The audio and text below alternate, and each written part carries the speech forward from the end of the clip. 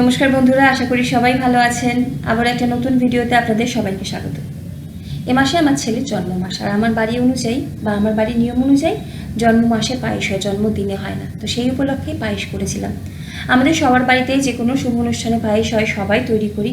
আমি যেভাবে তৈরি করেছি সেটা দেখাবো। এভাবে যদি কখনো পায়েস তৈরি করে না থাকেন, অবশ্যই একদিন তৈরি করে দেখবেন। এর স্বাদ মুখে লেগে থাকবে, আমি কথা দিচ্ছি, আফসোস হবে না। এখানে একটা বাটিতে আমি 50 গ্রাম পরিমাণে গোবিন্দভোগ চাল নিয়েছি। চালটাকে 2 থেকে 3 বার হাত দিয়ে একটু ডলে নিচ্ছি, তাহলে চালের গন্ধটাও আরও সুন্দর হয়। 2 থেকে 3 বার জল দিয়ে ধুয়ে নেব, তবে অতিরিক্ত ধোবো না, যাতে চালের স্টার্চটা বেরিয়ে যায়। চাল ধোয়া হয়ে গেলে এরকম একটা বাটির উপরে ছাঁকনি রেখে চালটার জলটাকে ছড়িয়ে নেব। চাইলে এটা পরিষ্কার সাদা কাপড়ের ওপরে রেখেও চালের জলটাকে ছড়িয়ে নিতে পারেন।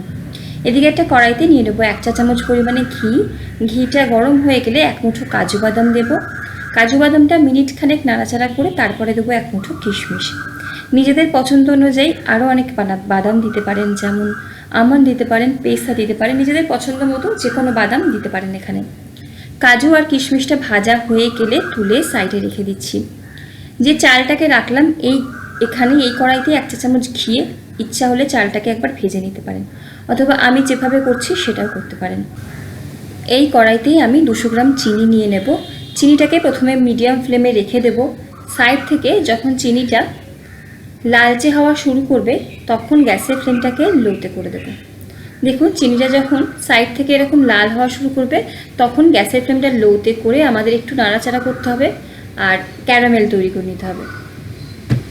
যখন এরকম ক্যারামেল তৈরি হয়ে যাবে, আমি আগে থেকে 1 কাপ মতো দুধ জাল দিয়ে রেখেছিলাম, ঘন দুধ, ফুল ফ্যাট দুধ, সেটা দিচ্ছি। তবে একবারে দেবো না, দেখতেই পাচ্ছেন দেওয়ার সাথে সাথে কীভাবে উপরে উঠে আসছে। দুবারে দেব। প্রথম দিকে চিনিটা এরকম শক্ত হয়ে গেলেও আস্তে আস্তে দেখবেন 2 মিনিটের মধ্যেই ভালো মতো দুধের সাথে মিশে যাচ্ছে। এই ক্যারামেলটা যখন দুধের সাথে ভালো মতো মিশে যাবে তখন এটাকে নামিয়ে সাইডে একটা পাত্রে রেখে দেবো। দেখুন, এই অবস্থাতে কিন্তু নামিয়ে সাইডে রেখে দিচ্ছি। ওই কড়াইতেই নিয়ে নেবো আমি 1 লিটার দুধ, ফুল ফ্যাট দুধ, রেড কাউটা নিচ্ছি। দুধটাকে প্রথমে হাই ফ্লেমে বা মিডিয়াম ফ্লেমে রেখে অনবরত নাড়াচাড়া করতে করতে জাল দিয়ে নেব। আগে যে দুধটা ব্যবহার করেছিলাম 1 কাপ মতো, সেটা কিন্তু জাল করা দুধ ছিল।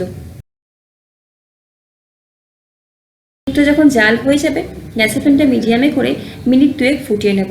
আর ফেলে দেবো 3টে ছোটো এলাচ ফাটিয়ে, তবে এলাচ না ফাটিয়ে এলাচের গুঁড়োও দিতে পারেন।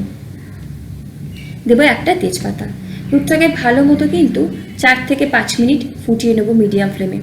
ফুটিয়ে একটু ঘন করে নেবো। এখানে চালটাও দেখুন বেশ ঝরঝরে শুকনো হয়ে গেছে। হাতে বেশ 1/2 চা চামচ মতো ঘি নিয়ে ভালো মতো চালটাকে ঘি দিয়ে মাখিয়ে নেব। অনেকে চাল ঘিয়ে ভেজে রান্না করেন, সেটাও করতে পারেন। চালটাকে সাইডে একটা কড়াইতে একটুখানি ঘিয়ে হালকা করে ভেজে নিতে পারেন, অথবা এরকম ঘি মাখিয়ে রাখলেও কিন্তু পায়েসটা খুব সুন্দর হয়। আর এখানে যে ক্যারামেল দুধটা তৈরি করলাম এটা কিন্তু বেশ উষ্ণ হয়ে গেছে আর গরম নেই। এর মধ্যে দিয়ে দেবো গুঁড়ো দুধ। চিনিটা কিন্তু আমি একটু কমই দিয়েছি, কারণ এখানে গুঁড়ো দুধটা দেবো বলে আমরা একটু হালকা মিষ্টি খাই পায়েসে। আপনারা কিন্তু নিজেদের স্বাদ অনুযায়ী চিনিটা একটু বাড়িয়ে নিতে পারেন। গুঁড়ো দুধটাকে মিশিয়ে নিচ্ছি। আমি গুঁড়ো দুধটা মোটামুটি 2 টেবিল চামচ পরিমাণে দিয়েছি। এখানে যখন দুধটা খানিকটা ঘন হয়ে আসবে চালটা দিয়ে নেব। এবারে চালটাকে আমাদের সেদ্ধ হওয়া অবধি অপেক্ষা করতে হবে। চালটা ধরে একবার দেখবেন যে সেদ্ধ হয়ে গেছে কিনা, দেখেই কিন্তু বোঝা যাচ্ছে যে চালটা সেদ্ধ হয়ে গেছে। এবারে আমি ওই ক্যারামেলটা দিয়ে দিচ্ছি। ক্যারামেল দুধটা যে তৈরি করে রেখেছিলাম সেটা দিয়ে দিচ্ছি। আগে চিনি দিলেও হয় চাল সেদ্ধ, তবে সেক্ষেত্রে চাল সেদ্ধ হতে কিন্তু দেরি হয়, তাই চালটা সেদ্ধ হওয়ার পরেই কিন্তু চিনিটা দিয়ে দেবো। ক্যারামেল দুধটা দিয়ে একদম লো ফ্লেমে রেখে বাকি রান্নাটা করব। এতে পায়েসের স্বাদ কিন্তু অনেক গুণে বেড়ে যায়। আর সাইডে যে মালাইটা জমছে সেটাও কিন্তু নিতে থাকবো একদম লো ফ্লেমে রেখে। আর মাঝে মাঝে কিন্তু হাতা বা খুন্তি যেটা দিয়ে করছি না কেন সেটাকে চালিয়ে দিতে হবে, যাতে তলার দিকে ধরে না যায়। দেখুন, পায়েসটা আগের থেকে অনেক ঘন হয়ে গেছে। এবারে কিন্তু ভেজে রাখা কাজু কিশমিশগুলো দিয়ে দেবো।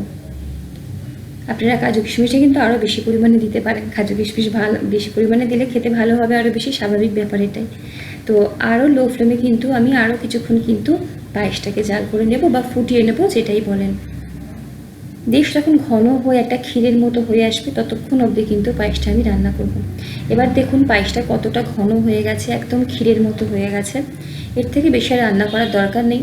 হাতায় নিয়ে যে রাখছি বা ঢালছি পাত্রের মধ্যে, দেখেই বুঝতে পারছেন যে বেশ একটা ক্ষীরের মতো কিন্তু পায়েসটা হয়ে গেছে। এর থেকে বেশি ঘন করবো না, কারণ এটা কিন্তু ঠান্ডা হয়ে গেলে আরও অনেকটাই ঘন হয়ে যাবে। এবারে গ্যাসের ফ্লেমটাকে কিন্তু বন্ধ করে দেবো। পায়েস আমাদের রেডি। যদি এলাচের গুঁড়ো দেবেন মনে করেন সেক্ষেত্রে একদম লাস্টে দিতে পারেন। তবে ক্যারামেল পায়েসের যে গন্ধটা ক্যারামেলের, তাতে কিন্তু দারুণ একটা সেন্ট আসে। তো এখানে আমাদের ক্যারামেল পায়েস বা ক্যারামেল ক্ষীর বা চালের ক্ষীর যেটাই বলুন না কেন একদম রেডি। গ্যাসের ফ্লেম বন্ধ করে দেব। বন্ধ করে দিয়ে পাত্রের ওপরে ঢেলে নেব। উপর থেকে কিছু ভেজে রাখা কাজু কিশমিশ দিয়ে পরিবেশন করব। খেতে দারুণ হয়। আমার বোনেরা যারা সবে সবে পায়েস করছো তারা অবশ্যই এভাবে একদিন করো। আর আমার থেকে বড় যারা তারা এইভাবে নিশ্চয়ই পায়েস করেছেন, আর আমার থেকে ভালোই করেন আপনারা। তো আজকের ভিডিওটা ভালো লাগলে লাইক, কমেন্ট, শেয়ার আর সাবস্ক্রাইব করে পাশে থাকবেন। সকলে ভালো থাকুন, সুস্থ থাকুন, হাসি খুশি থাকুন। দেখা হচ্ছে পরের ভিডিওতে। ধন্যবাদ।